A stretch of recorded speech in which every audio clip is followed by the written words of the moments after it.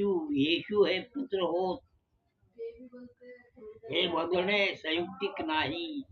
हे विधान अति भयंकर आहे, हे वदणे पाप आहे.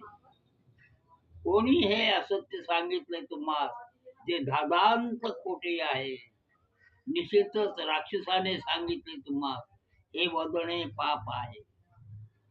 अल्लाच्या निर्माणात सगळे केवळ दास आहे, कोणीही पुत्र पुत्री नाही त्याची, हे वदणे पाप आहे. का म्हणता हे भयंकर स्वरूपी विधान, प्रतिक्रिया त्याची होऊ शकते अल्लाकडून, हे वदणे पाप आहे. आकाश फाटण्याची प्रतिक्रिया होऊ शकते, सगळे डोंगर जगाचे उद्ध्वस्त होऊ शकतात, हे वदणे पाप आहे. सत्याच्या लालसेची देणगी अर्पण केली तुम्हास, का सत्याचा पाठपुरावा